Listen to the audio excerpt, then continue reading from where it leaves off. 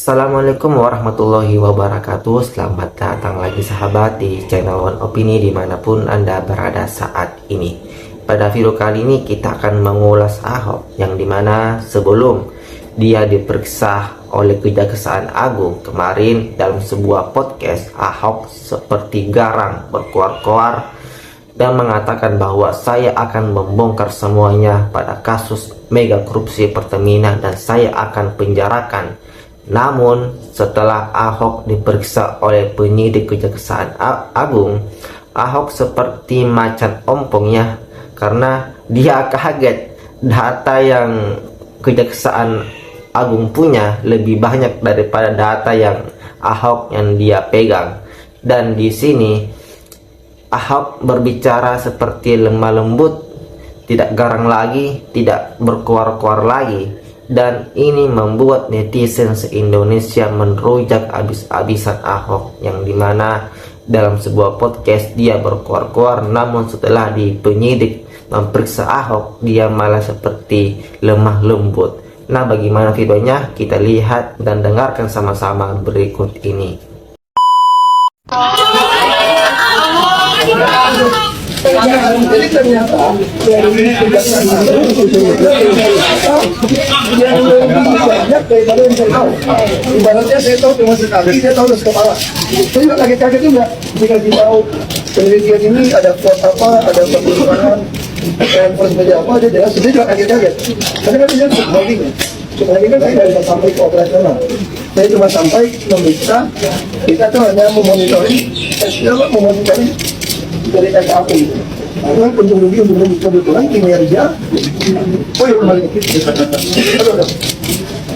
jadi kebetulan kinerja Pertamina kan bagus tuh selama saya di sana gitu ya. Jadi kita nggak tahu tuh, ternyata di bawah ada apa kita nggak tahu. Nah jadi saya minta data, saya cuma sampaikan agenda rapat tidak berekam, tercatat, silakan Kejaksaan Agung untuk meminta dari Pertamina. Nah saya sendiri sampaikan bahwa ini ya sebatas itu kita tahu. Dan tentu saya tidak publik. Intinya saya mau membantu karena yang kurang nanti setelah dia dapat data-data dari Pertamina kita mereka pelajari semua rapat kan kita ada rekaman ada catatan. Nanti kalau butuh saya lagi ya saya datang lagi lah. Saya nggak perlu main malam-malam coba konser. Mana kemarin yang belain Ahok? Katanya Ahok punya data, Ahok tidak takut. Giliran dipanggil ke Jagung langsung dia ngomong ke media. Oh, ternyata data saya sedikit. Lebih banyak datanya ke Jagung. Ya iyalah, gak mungkin ke Jagung ngomong kayak gitu akan manggil elu. Kalau datanya gak banyak, kok sekarang jadi lembek?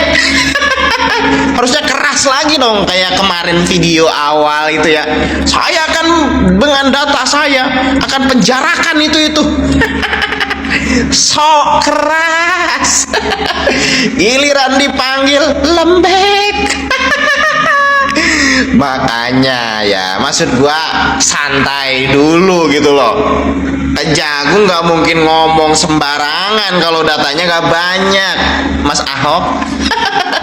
Mana kemarin buzzer-buzzernya gebela lagi, kayak mengatakan, ya pokoknya lihat saja Ahok pasti bisa begini begitu. Dia datanya seuprit. Mau ngapain, ngungkap apa data seuprit.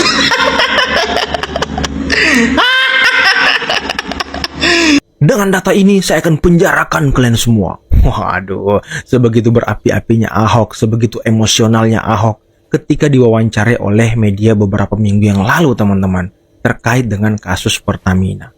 Tapi ternyata Ahok langsung berubah setelah diperiksa oleh kejaksaan. Langsung soft spoken, tidak berapi-api lagi, tidak emosional lagi.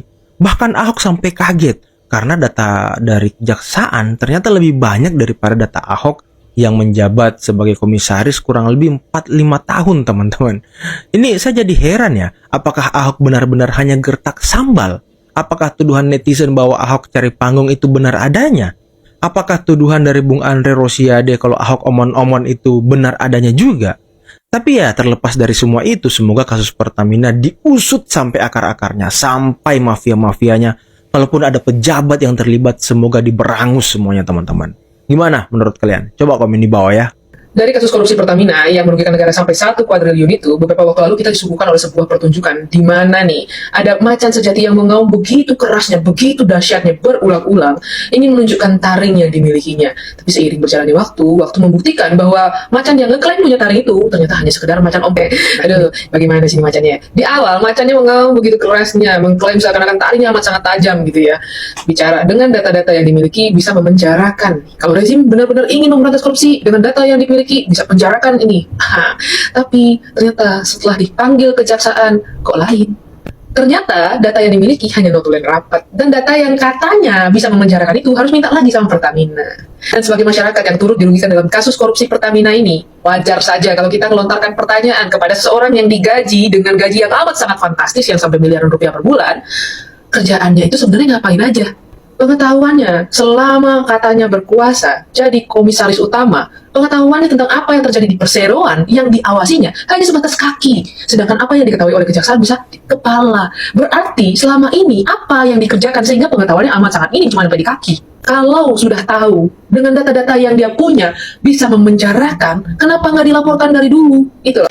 Bung Ahok alias BTP sudah selesai diperiksa kejaksaan sebagai saksi kasus korupsi di Pertamina, tempat di mana beliau menjadi komisaris utama, menjadi pengawas operasional badan usaha milik negara ini. Setelah diperiksa, Bung Ahok menyatakan bahwa ternyata kejaksaan punya data yang lebih lengkap dan lebih banyak dari dia. Ini sebuah sikap apresiasi yang jarang dilakukan oleh Bung Ahok. Ini sebuah penyusutan. Karena sebelumnya Bung Ahok berapi-api bahwa dia tahu semua rahasia di dalam tubuh Pertamina. Dia tahu siapa saja yang bersalah sampai ke dalang-dalangnya. Dan beliau bilang akan mengungkapkan semuanya. Beliau juga mengatakan bahwa seharusnya beliau jadi dirut, bukan komut. Kalau jadi dirut, Bung Ahok ini akan memecat-mecati orang yang punya masalah dan berperkara. Tapi pernyataan beliau ini terganjal jejak digital. Karena pada kesempatan lain sebelumnya, Bung Ahok sendiri mengatakan pernah ditawari untuk jadi dirut sama Pak Jokowi. Tapi beliau memilih menjadi komut karena ingin terapi, main golf, dan lain-lain. Memang semenjak keluar dari penjara dan menikah lagi, manuver-manuver Bung Ahok ini menjadi lebih mudah dibaca. Ya. Gini ya netizen ya, saya ingin menceritakan apa saja terkait Ahok. Itu selalu jadi kontroversi. Jadi pandangan saya ya, mungkin sama dengan Pak Jokowi, mungkin sama juga dengan Prabowo, bahwa Ahok ini adalah beban bagi bangsa ini. Dia adalah beban bagi politik kita. Ada waktunya seorang Ahok itu bisa naik dan besar ketika dia bersama Pak Jokowi. Tapi ketika dia sudah memisahkan diri dari Pak Jokowi dan bersama Megawati, ini blunder. Saudara mungkin masih ingat ya, ketika dia kena kasus ya dan masuk penjara karena menyinggung ayat-ayat suci Al-Quran ya, dan dia berkata bahwa dia nggak dibantu sama Pak Jokowi ya bagaimana mau bantu? Mulutmu adalah harimau bagi dirimu.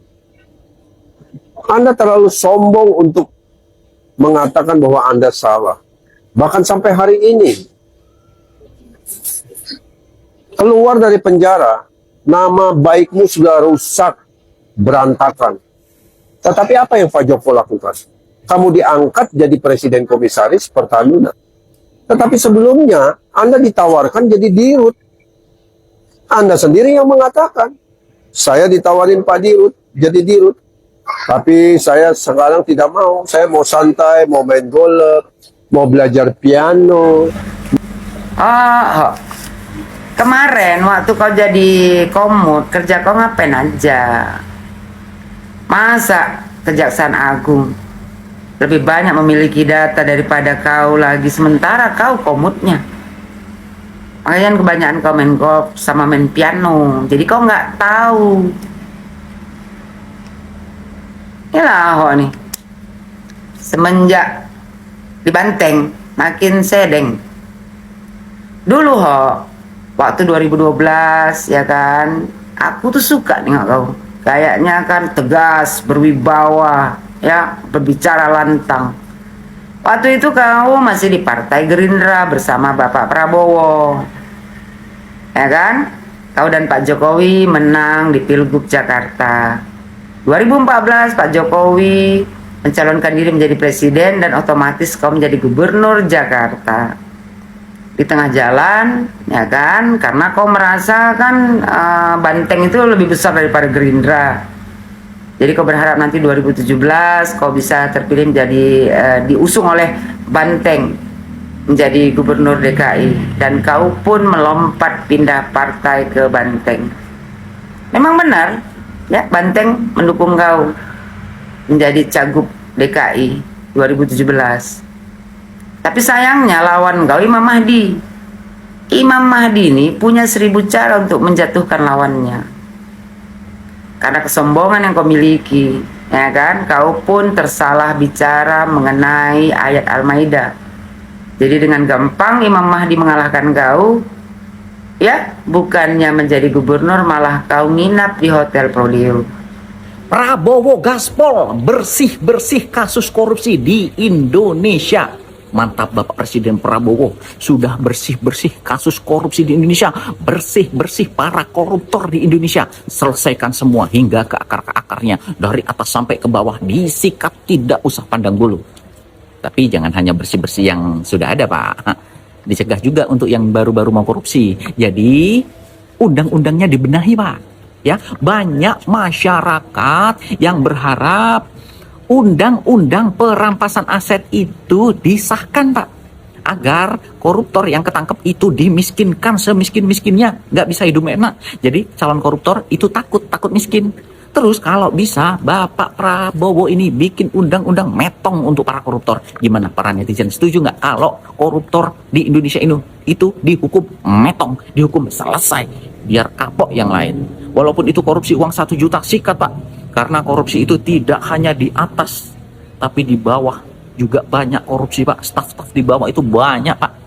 Ya, Pak Prabowo jangan hanya bersih-bersih yang ada, tapi juga harus membuat regulasi, undang-undang, aturan yang bagus untuk memberikan efek jerah para koruptor. Harus ketat Bapak kepada koruptor. Jangan takut, katanya macan Asia. Ya udah, tunjukin kalau Bapak Prabowo ini macan Asia, bukan kucing Anggora.